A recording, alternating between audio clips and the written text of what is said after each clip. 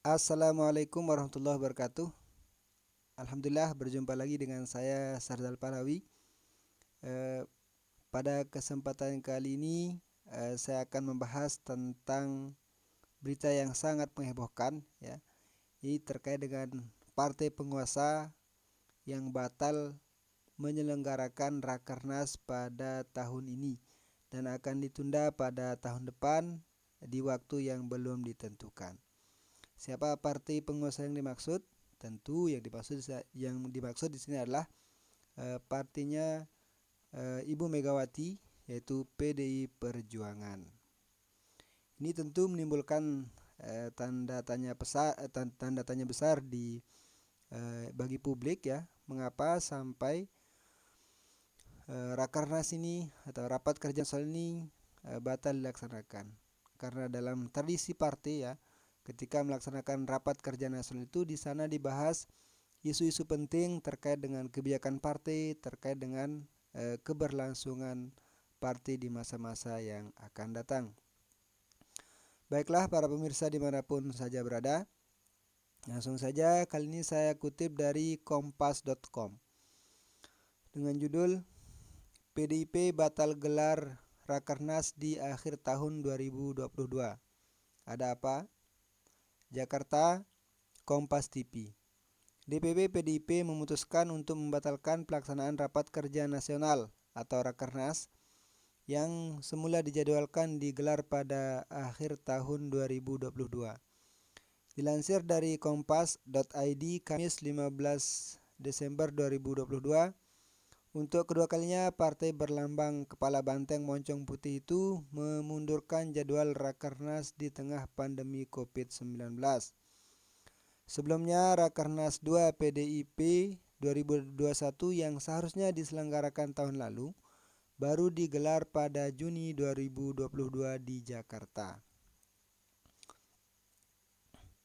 3 bulan setelah itu, Ketua Umum PDI Perjuangan Megawati Soekarno Putri di tengah lawatan ke Korea Selatan pernah mengatakan Rakernas berikutnya akan digelar pada akhir 2022 atas pertimbangan kondisi pandemi yang sudah membaik. Sekretaris Jenderal PDIP Hasto Kristianto menjelaskan, partai masih berfokus menugaskan seluruh kader untuk turun ke bawah guna menyelesaikan berbagai persoalan masyarakat yang terjadi akibat dampak dari pandemi COVID-19 dan dinamika geopolitik global.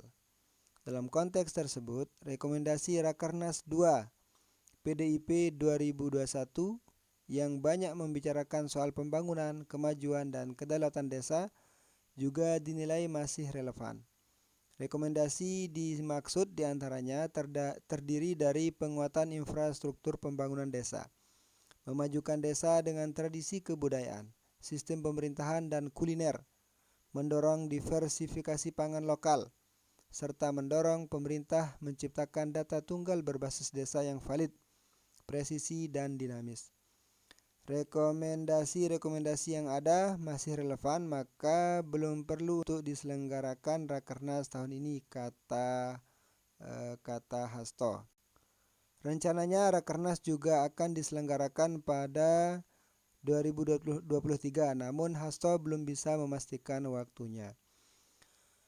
Kejutan PDIP. Hasto mengatakan PDIP selalu menyiapkan unsur kejutan dalam penyelenggaraan agenda kepartaian. Terlebih Rakernas merupakan momentum mengumpulkan seluruh pilar partai. Pengurus dari tingkat pusat, provinsi, kabupaten kota, kecamatan, desa, bahkan anak ranting pun akan berkumpul. Berdasarkan catatan Kompas, Rakernas PDIP memang kerap memberikan kejutan terkait keputusan penting partai. Dalam Rakernas 3 di PDIP 2013 misalnya, Megawati memberikan isyarat akan memilih Joko Widodo yang saat itu masih menjabat Gubernur DKI Jakarta sebagai calon presiden atau capres dari PDIP pada Pilpres 2014. Isyarat dimunculkan melalui penugasan kepada Jokowi untuk membacakan Dedication of Life pada pembukaan Rakernas. Dedication of Life adalah penggalan surat Soekarno yang ditulis pada 10 September 1966 berisi tentang semangat pengabdian Soekarno untuk rakyat dan bangsa yang dicintainya. Beberapa hari setelah penugasan itu, Megawati mengumumkan Jokowi sebagai capres PDIP. Jelang Pilpres 2019, Megawati pun kembali menggunakan momentum Rakernas untuk menyampaikan keputusannya secara mengejutkan. Ia mengumumkan pencalonan kembali Jokowi sebagai capres sesaat setelah menutup Rakernas 2 PDIP 2018. Kendati demikian, Hasto tidak bisa memastikan bahwa hal serupa akan terjadi kembali dalam penyelenggaraan Rakernas mendatang. Apakah dalam Rakernas Ibu Ketua Umum akan mengumumkan calon presiden atau tidak? Itu nanti dalam pertimbangan Ketua Umum untuk menetapkannya, ujar Hasto. Jadi hadirin para pemirsa dimanapun saja berada, ini menjadi kejutan besar sebenarnya terkait dengan dibatalkannya acara Rakernas PDIP yang rencananya akan dilaksanakan di akhir tahun ini. Mengingat agenda Rakernas ini sangat penting ya, sangat penting, di mana dalam Rakernas biasanya dibahas tentang agenda-agenda penting atau kebijakan-kebijakan penting yang diputuskan oleh partai demi keberlangsungan partai ke depannya. Seperti yang disampaikan tadi ya, pada ketika Rakernas pada tahun 2013 dan Rakernas tahun 2018 diputuskan bahwa Ibu Megawati akan mencalonkan Joko Widodo sebagai calon presiden pada saat itu. Nah, yang jadi pertanyaan adalah mengapa sekarang PDIP menunda kembali rapat kerjanya dan waktunya belum ditentukan? Apakah ada kaitannya dengan pencapresan ya? Mengingat di internal PDIP saat ini muncul dua tokoh yang digadang-gadang akan maju sebagai calon presiden, yaitu ada Ibu Puan Maharani dan Pak Ganjar Pranowo. Mungkinkah Ibu Megawati gamang atau galau atau bingung di antara dua tokoh tersebut, di antara dua tokoh terbaik PDIP saat ini, siapa yang akan dipilih? Apakah memilih anaknya sendiri, yaitu Ibu Puan Maharani, ataukah Ganjar Pranowo yang hanya anggota partai biasa? Tentu itu akan terjadi kegangamangan bagi Ibu Ketua Umum tersendiri. Mengingat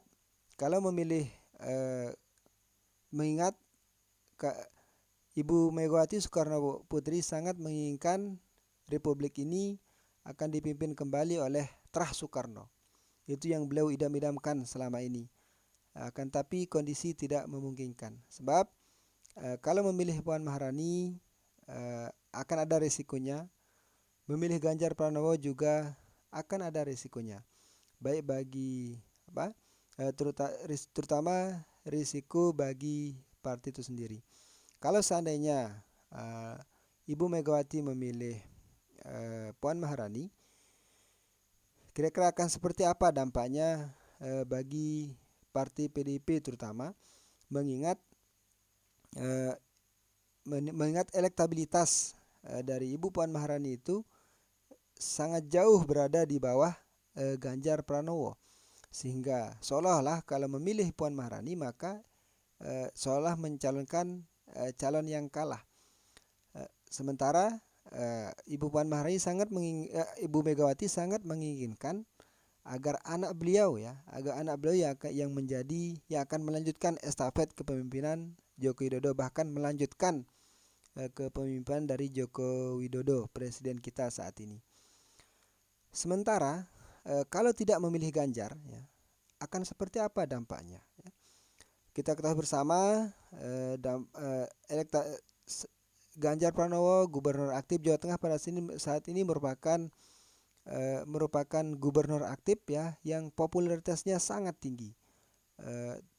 Dengan beliau dikenal sebagai pemimpin yang merakyat ya, kepiawaiannya memanfaatkan media sosial untuk berkampanye itu sangat luar biasa, sehingga itu menjadi salah satu penyebab elektabilitas beliau meningkat meskipun prestasinya tidak besar-besar amat gitu. Akan tapi dari hasil survei ya, dari hampir semua lembaga survei menyatakan, kecuali ada satu lembaga survei kalau tidak salah LKPI namanya, yang menempatkan Airlangga Hartarto sebagai calon presiden dengan elektabilitas tertinggi. Itu menurut salah satu menurut survei LKPI kalau tidak salah. Akan tapi mulai dari Carta Politika, terus Foxwell Populi Center, Lingkar Survei Indonesia, terus semua menempatkan Ganjar Pranowo sebagai juaranya survei ya. Survei nomor 1, di bawahnya ada Anies Baswedan, dan nomor 3 ada Prabowo Subianto. Tidak hanya itu ya, efek Ganjar bagi PDI Perjuangan itu sangat besar ya, sangat besar sekali. Terbukti bahwa ada dari 45 ada 45 pemilih Ganjar Pranowo menurut hasil Foxpol Populi Center itu ada 25% di seluruh Indonesia. Dari 25% itu ketika dikerucutkan, ada dari 25% itu ada 45% pemilih Ganjar Pranowo non PDIP itu akan memilih Ganjar Pranowo. Itu artinya sangat besar sekali pengaruhnya Ganjar Pranowo ini terhadap PDIP itu sendiri, bukan hanya bagi diri beliau sendiri. Sehingga kalau ini diabaikan ini akan berefek besar bagi partai PDIP itu sendiri. Itu di luar pemilih PDIP. Sedangkan ada berapa persen pemilih PDIP yang akan memilih Ganjar? Menurut hasil survei dari Carta Politika pimpinan Yunarto Wijaya, bahwa ada 68,5% pemilih PDIP akan memilih Ganjar. Sedangkan berapa yang akan memilih Puan Maharani? Ya, ada berapa persen pemilih PDIP yang akan memilih Puan Maharani? Hanya 6,2% pemilih PDIP yang akan memilih Puan Maharani. Itu artinya ada potensi besar ya, besar PDIP akan kehilangan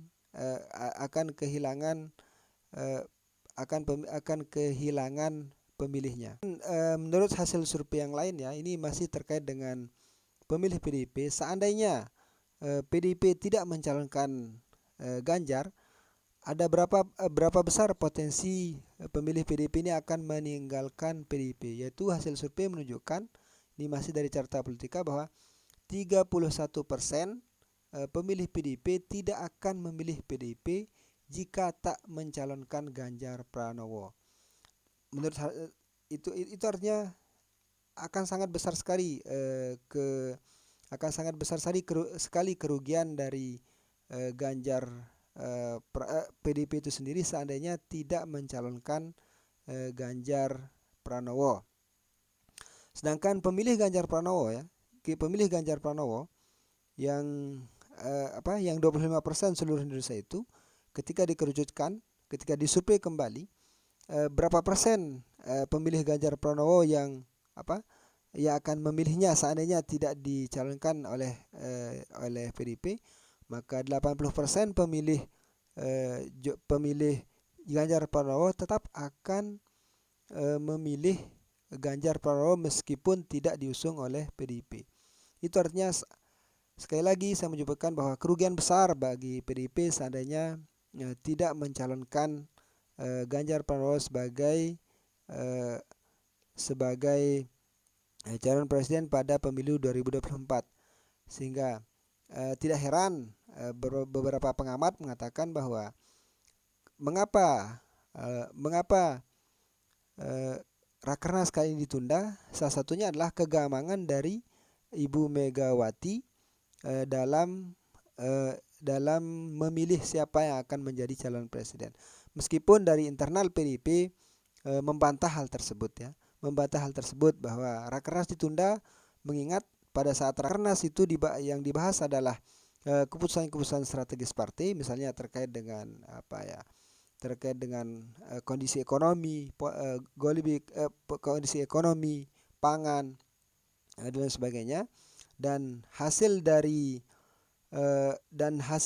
Rakernas pada Rakernas sebelumnya itu masih relevan dengan Rakernas masih relevan saat ini, sehingga belum perlu untuk dilakukan Rakernas kembali. Nah, itu wajar, itu adalah bantahan dari pihak internal, dan tidak mungkin para sekjennya Hasto Kristianto misalnya akan menyatakan seperti yang saya sampaikan ini.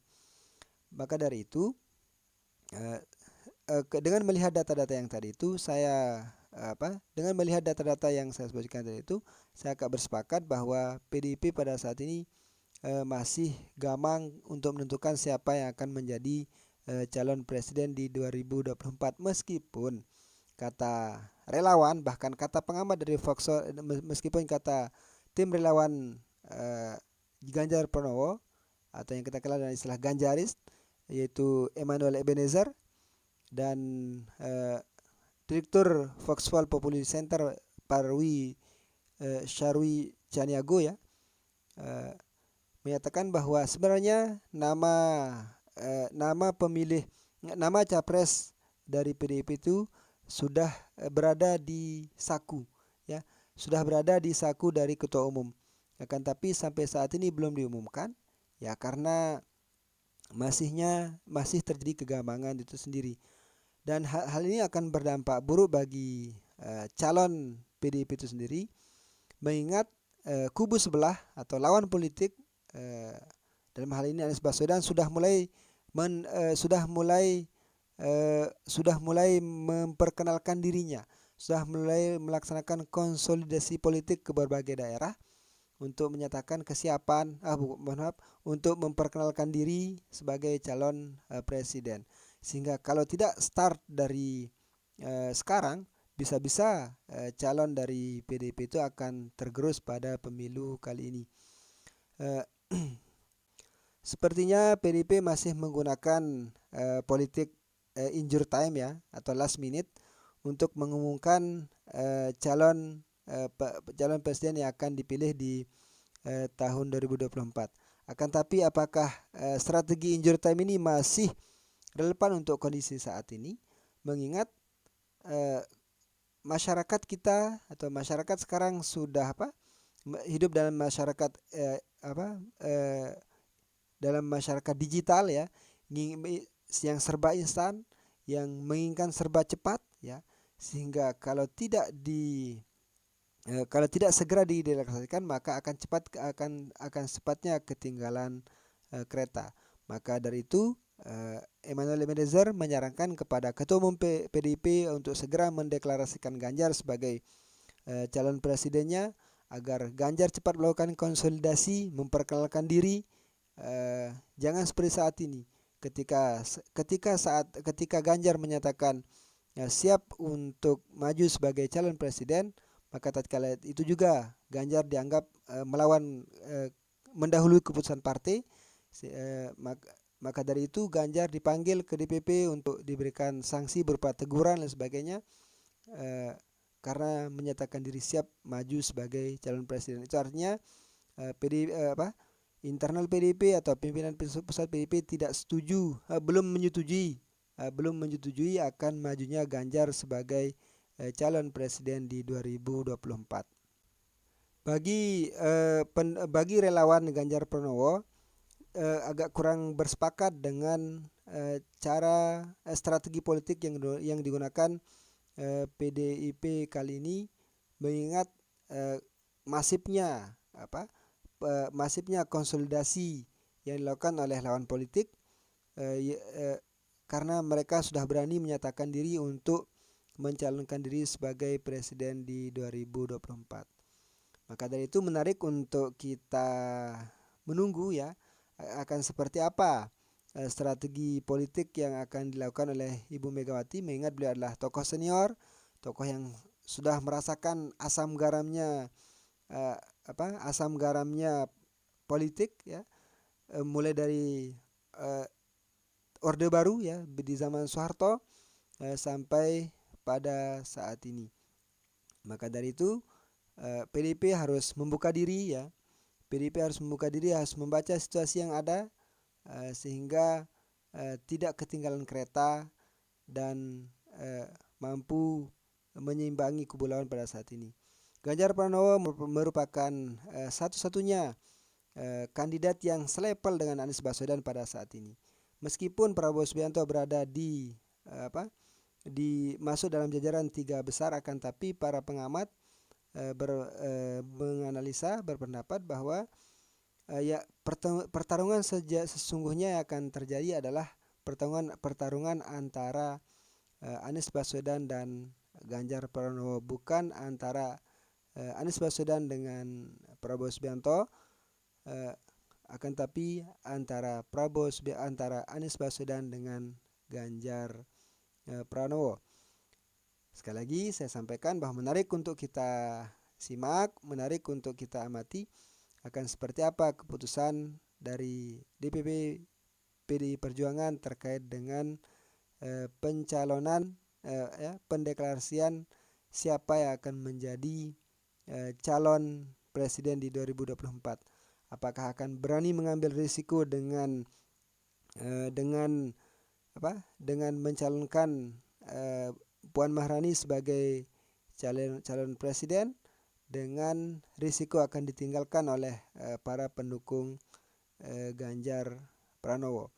Meskipun Ganjar seandainya tidak dicalonkan oleh PDIP, bisa saja Ganjar saat ini yang di-endorse oleh pemerintah akan beralih ke kubu KIB, yaitu Koalisi Indonesia Bersatu, untuk yang akan dijadikan sebagai batu loncatan, atau dia akan dijadikan sebagai pelabuhan berikutnya agar tetap bisa maju di di pencalonan presiden pada pemilu 2024. Hadirin para pemirsa dimanapun saja berada, hanya ini yang bisa saya sampaikan. Semoga bisa bermanfaat. Kita tunggu apa yang akan terjadi berikutnya terkait dengan keputusan dari DPP PDI Perjuangan. Sekian, Assalamualaikum warahmatullahi wabarakatuh. Selamat beristirahat. Salam hebat dan salam cerdas.